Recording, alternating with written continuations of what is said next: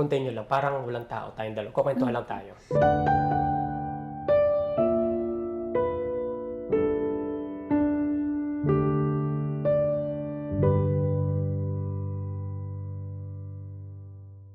Sa buhay OFW, meron tayong mga kwento ng sakit, tagumpay, saya at successful sa buhay. Tunghayan natin ang kwento ng isang buhay OFW nagtatrabaho dito sa abroad, sa Dubai, United Arab Emirates. Bago ang lahat, ako nga pala si Master Kabatang, ang apo ng Mamay Tubong Batangas, ang isang empleyado ng LMA Human Resources. Ito ang LMA Story. Magandang umaga sa iyo, Miss Anilyn. Miss Annalyn Miss Ruelo. Anilyn. Magandang Welcome to umaga LMA din, sir. Story. Thank you so much. Kamusta ka po? Okay naman, alhamdulillah. Yun. Bago ang lahat, pagpakilala ka naman. Sino ba si Miss Anilyn? Ako nga pala si Miss Annalyn Ruelo from Naga City, Camarines Sur. Ako po ay 42 years old. May isa po akong anak. And then, 7 po kami sa aming magkakapatid. Ako po ay panganay. Okay. And then, ako po ay nakapagtapos po ng... I'm sorry, wait. Ako po ay nakapagtapos ng... Relax. Okay, continue lang. Parang walang tao tayong dalawa. Kukwentuhan lang tayo. Ako po ay nagtapos ng Bachelor of Secondary Education, major in Filipino, year 2000 and 2004. Wow. Yes po, ako po ay nakapagtapos dahil po sa sariling sikap. Alright. Ako po ay nagtatrabaho sa gabi, nag-aaral po sa umaga. Sa Bicol to? Yes po, sa Bicol po. Ako po ay sa Nueva Cáceres University. Okay. Speaking of Bicol, kamakailan binaha at binagyo ang inyong lugar. Kamusta ang pamilya mo sa Pilipinas? Ayun, nag-iba ang bahay namin. Pero yung pamilya mo okay naman sila? Okay naman sila. Alam mo, alhamdulillah. yung bahay okay lang yan. Kasi nababalik natin yan. Oo. Lalo na may trabaho ka. Pero ang pamilya, iisa lang yan. Kaya nga. Kamusta ang isang Anilyn dito pasalamat sa pa rin ako. Dubai? Dahil yung pamilya mo, syempre, binagyo. Tulad ko kasi taga Batangas ako. Ano yung naramdaman mo? Kinumusta mo ba sila? Oo, kinumusta ko sila. Agad-agad ko silang kinumusta. Okay. Kasi napanood ko yung about sa typhoon. Grabing binaha, grabing pamilyang namatay dahil sa pangyayaring yun. Miss Anilyn, sabi mo na ikaw ay graduate ng Bachelor of Secondary Education, major in Filipino. Yes. Isa ka palang teacher. Yes po, alhamdulillah. Wow, una sa lahat, congratulations. Thank you po. Nagamit mo ba yung pag-aaral, yung kurso na yan, nung kinasa Yes Pilipinas? po, year 2006 to 2008, nagturo po ako sa Bagong Bayan Daycare Center, Naga City. Bagong Bayan Daycare Center, isa kang teacher. Yes po. Wow, ngayon ako nakapag-interview ng isang teacher, pero ngayon isang dakilang OFW. Narinig ko sa kwento mo, isa kang teacher. Yes po. Wow. Major in Filipino, Bachelor of Secondary Education. Yes po, Tulad sir. ko, isa rin akong teacher, pero di ko natapos. Major in Mathematics naman ako. Sa totoo lang, I hate math but I love money. Me also, I hate math. That's why I'm here in abroad. Ngayon, pag-usapan natin, kung isa kang teacher sa Pilipinas, nagamit mo ba ang pagiging isang teacher sa Pilipinas bago ka magpunta ng abroad? Yes po, sir. Alright. Ipakwento mo nga sa akin, ano yung buhay ng isang teacher? Ilang taong ka dyan? Nagturo. Nagturo po ako year 2006 to 2008.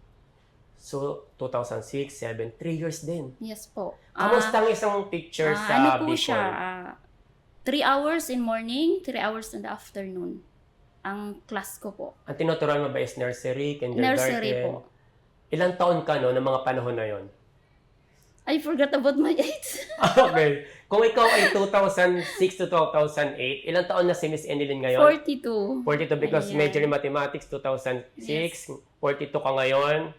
32. 34 ka. Nagtuturo ka. Yes po. Okay. Sa pagtuturo ng 3 taon sa Bicol, tapos nursery ka, ano yung pakiramdam ng isang teacher na nagtuturo sa mga bata? Dahil isa ka rin inasabi mo. Yes Anong po. pakiramdam ng isang teacher? Masaya po ako. Ngayon, sa tanong na masaya, sa salitang masaya, bakit mo inihinto ang pagtuturo at pinili mong maging OFW, which is Overseas Filipino Workers? Kasi po gusto ko po magkaroon ng mas Pwede ako. Malaking kita? Yes po, malaking kita. At Okay. stepping stone ko din po to. Yun ang gusto kong marinig. Yes po, Balikan natin yung teacher. Magkano ba sinasahod ng isang public teacher, public school? Public po yun. Magkano sinasahod? No? Actually, 3,000 lang po yun a month. Nung panahon na yun. Nung panahon na yun. Pero nung unang taon na pumunta ka ng bansa, anong bansa to? Sa abroad? Singapore. SG. Anong trabaho mo doon? Caregiver po. Wow! Teacher, public school teacher, tapos naging caregiver. Yes po, sir. Sa mga panahon na yan, ilang taon ka no, na pumunta ka na Singapore? 33. Ang bata mo. Sa 33 years old, hanggang ilang taon ka sa Singapore? 3. So hanggang 36. Kamusta ang isang caregiver sa SG? Ayun, mahirap. Pero alhamdulillah, nakaya ko naman. Masaya ka ba sa Singapore? Yes po, sir. Ano ba ang pagkakaiba ng Singapore sa bansa na katrabaho ka sa ngayon? Actually, before kasi, pangarap ko na talaga makapunta ng Dubai. Dubai ang nasa puso mo. Oo. Eh bakit ka napunta na Singapore? Dahil din sa kapatid ko. Kasi Okay. nandun siya. Ano bang meron sa Singapore na wala sa Dubai?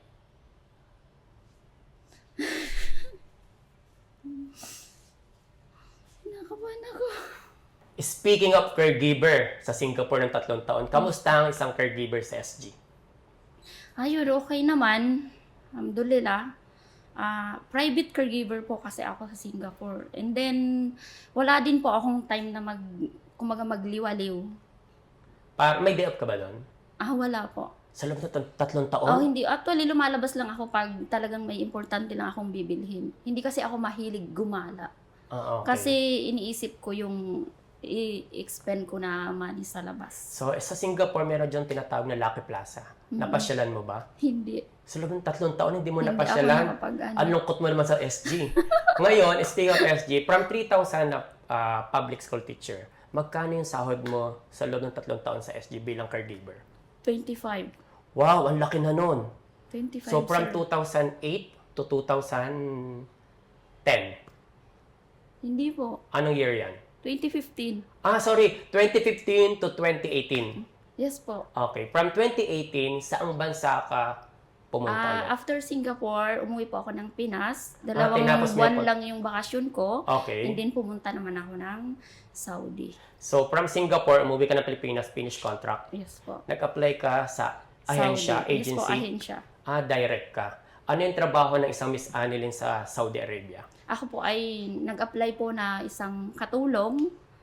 And then, pagdating ko po ng Saudi, hindi po katulong yung trabaho ko. Anong trabaho mo sa Saudi? Caregiver po.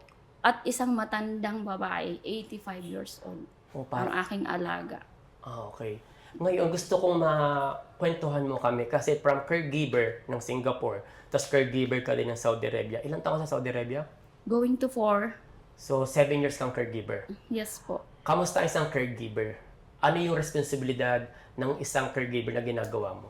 Actually, ang ginagawa ko is pinapaliguan ko siya. Lahat ng trabaho is sa akin. Wala akong ka-relyebo. Okay. Akin talaga siya 24 hours.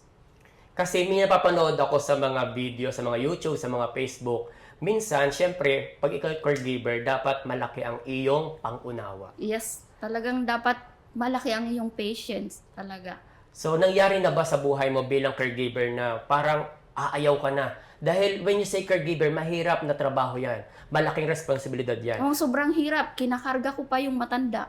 Ano yung nagpapatuloy sa'yo para i-continue yung ganyang trabaho? Yung aking family. Sila ang inspirasyon Sila mo. ang inspirasyon Nasaan ba ko. anak mo At ngayon? ang aking anak. Nasa aking mama. Siya Ilang po ay taon na yung dalaga anak na. mo? 19 years old. Babae? Yes po, babae. Okay. Siguro kasing ganda mo. May jowa na ba yan? Wala po. Okay, baka naman ako. Okay. Sa loob ng 4 na taon sa Saudi Arabia, saan ka ba nagtrabaho dyan? Exit 10 po, Riyadh City. Malum Arabic. Malong, Sway. So, Arbasana, inta Shukol, Saudi Arabia, Riyadh. Aywa. Mashallah, Malum Arabic. Lesh inta ro Dubai. Lesh inta mapishukol alatul hada Saudi Arabia. Sa mga hindi marunong mag-Arabic, ang sabi ko sa kanya, bakit siya pumunta ng Dubai, bakit hindi niya pinagpatuloy ang Riyadh, Saudi Arabia? Bakit mo pinili ang Dubai nung ikaw ay nasa caregiver na posisyon na ng 4 na taon sa Saudi Arabia? Kasi actually, ito talaga ang gusto kong bansang mapuntahan. Dubai. Talagang Dubai. dream come true mo siya. Oo. Talagang ito So, ang from pinakaano Riyadh, ko. umuwi ka ba ng Pilipinas? Paano ka nakapag-apply sa Dubai? May kaibigan ako na nag-recommend sa akin nitong LMA, Human Resources. LMA Human Resources Consultancy. Yes. So, sino ang nag-asikaso sa'yo para makapunta dito? Si Ma'am Angel po, anak ni Ma'am Jackie. Si Miss Angel. Yes po. Paano mo nakilala si Miss Angel? Dahil po sa kaibigan ko. Siya po ang nakakakilala kay Ma'am Angel at nirecommend po ako kay Ma'am Angel. Okay.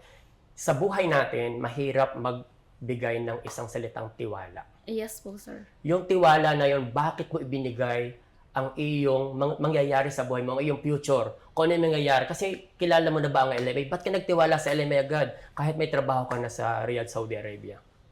Ganun naman po talaga dapat. Dapat magtiwala ka sa isang bagay o sa isang tao kahit hindi mo pa siya ganun kakilala. Kasi paano mo malalaman kung hindi mo siya pagkakatiwalaan? Dumating na ba sa punto mo na nagtiwala ka na pero sinira yung tiwala? Oo. So anong ginawa mong ganyan para mabalik ang tiwala niya?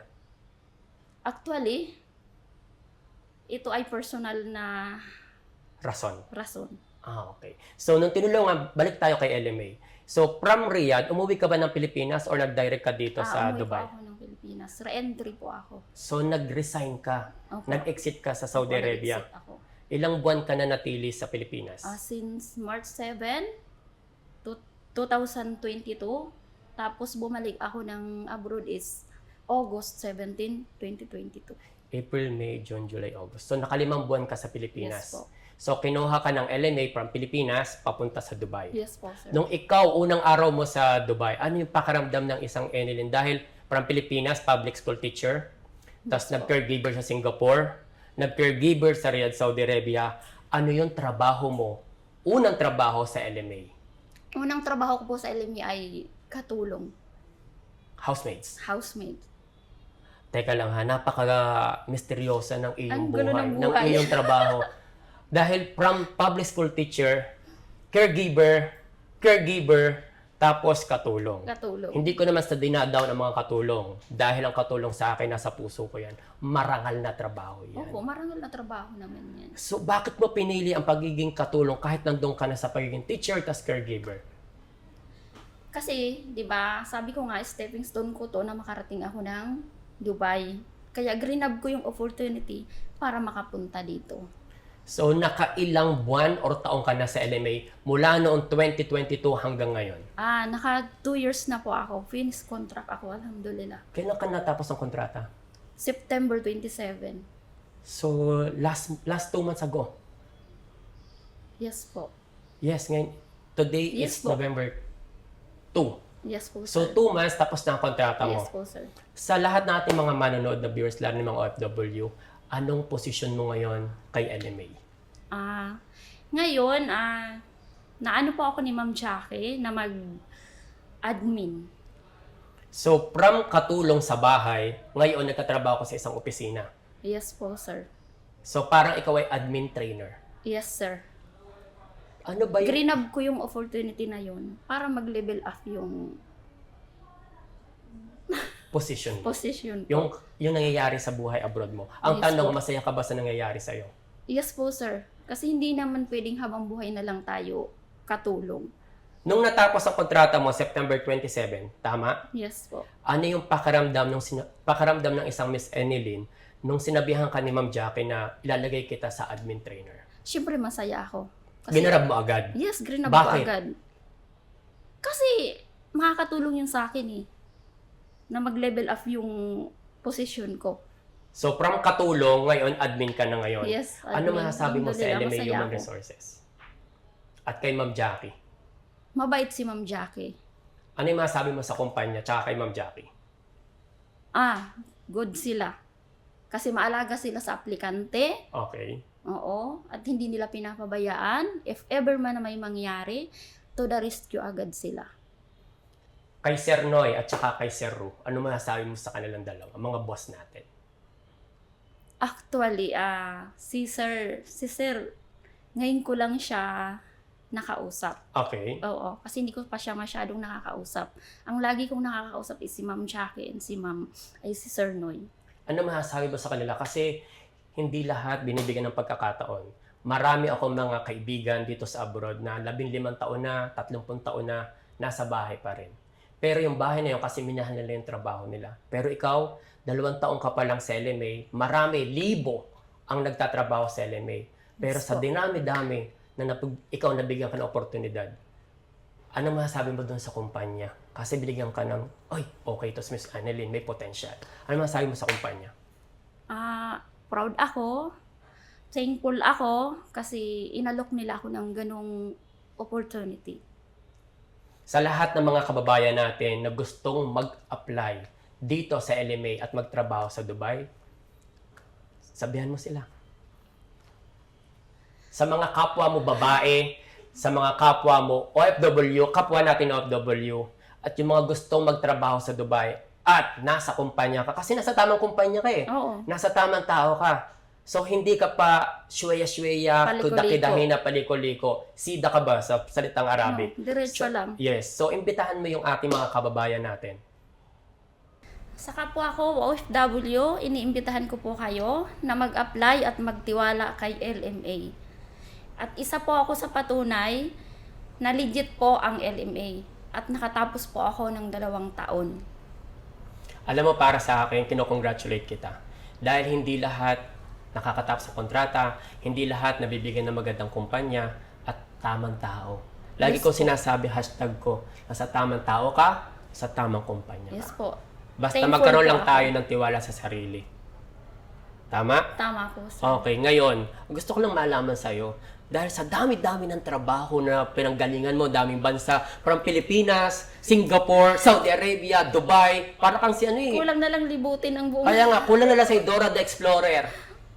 May pagka-Dora ka eh. Ang tanong, from public school teacher, caregiver na 7 years, tapos 2 years na katulong. From teacher to katulong, bakit mas pinili mo pagiging housemaid kaysa pagiging teacher? Sorry. Okay lang yan.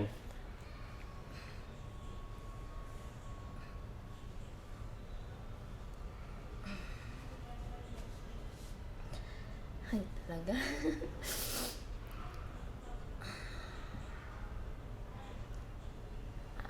Marami nga sa akin nagsabi na teacher na daw ako, bakit pa mas pinili kong umalis ng bansa. Ako kasi, ginawa ko to kasi gusto kong mabigyan ng magandang buhay ang parents ko at ang aking anak. Kasi nag-iisa lang ako nagtataguyod sa anak ko eh. Walang iba. At sabi ko, oo, teacher ako, pero wala namang masama bilang isang katulong. Kasi ginawa ko tong stepping stone para makapunta ako ng abroad. Nakabahan na ako. Sa ngayon, nakatapos ka ng 2 taong kontrata sa pagiging katulong at nasa admin ka na office. Proud bilang ako, bilang isang OFW at tagapaghayag ng mga balita dito sa abroad sa Dubai, masaya ako para sa'yo. Thank Dahil you, sir. natapos mo yung 24 na buwan sa loob ng bahay. Oo, kahit gaano kahirap. Kahit ilang beses na ako nagsabi sa employer ko, nagre-refuse ako, pero ayaw nila akong ibalik kasi gusto nga nila ako sa kanila. Alam mo ba, proud na proud ako sa'yo at sa lahat ng mga single mom na nagtatrabaho lalo-lalo na sa bahay. Dahil ikaw na yung dad, ikaw na yung mom, tapos malayo ka pa sa anak mo. Alam ko ang pakaramdam niyan dahil may inay ako at kapatid akong babae. Sobrang hirap. Dahil sa inspirasyon mo, ang pamilya mo at saka ang anak mo, nakakaya nating lahat. Kaya proud na Oo. proud ako sa'yo. Ikaw, may tiwala ka ba sa sarili mo? Yes, meron. Oo Ayan, naman. yan ang number 1, wag mawawala sa'yo. Okay? Dahil sa abroad, lahat ng tao kaya mo pakisamahan. Pero hindi lahat kayang pagkatiwalaan. Tama po. Kaya yung sarili mo, pagkatiwalaan mo yan. Yes po. Okay, bago tayo matapos, meron lang ako isang tanong sa'yo. Sa buhay abroad mo, okay, mula nung public school teacher ka hanggang sa nag-Singapore, Riyadh, hanggang Dubai, ano yung isang decision mo sa buhay na masasabi mo, ay, nasa tamang decision ako, nasa tamang panahon, yung pinagpapasalamat mo kay Lord? Kasi ako, ang nangyari sa akin, real talk ko lang, marami tayong mga desisyon sa buhay na tayo lang nakakaalam. Ako, ganun ako. Kahit pamilya ko, hindi nila alam. Pero nagawan ko ng paraan. Nasolusyonan ko lahat. Kaya thankful ako kay Lord. Ikaw. Yung nung nag-aaral ako, working student, yun talaga ang pinaka-struggle ko sa buhay. Na nalampasan mo? Na nalampasan ko. Dahil nandiyan si Lord. Dahil nandyan si God na gumaguide sa akin. Okay. One word. Bago tayo matapos. Ano ang LMA para sa'yo? One word. Ang LMA para sa akin is family. Yun ang masarap. Alam mo kung bakit? Kahit wala kang pamilya dito sa abroad, pag marunong kang makisama, sa taas at sa baba, may pamilya ka. Yes po. Dapat lagi lang tayong humble sa buhay. Huwag tayong magmataas. Tama Yes yan. po. Okay, maraming salamat sa iyo, Miss Annalyn. Thank you so much, sir. At God bless you at sa buong pamilya. God bless you too Ipagpatuloy po. mo yung magandang ginagawa mo dito sa abroad. At sa lahat po ng aking mga kababayan, kabatang sa buong mundo, lagi po nating iisipin sa bawat pagdesisyon sa buhay, isama lagi ang isip, ang puso, at malawak na pangunawa. Ako po si Master Kabatang, your LMA Story host. Thank you and God bless.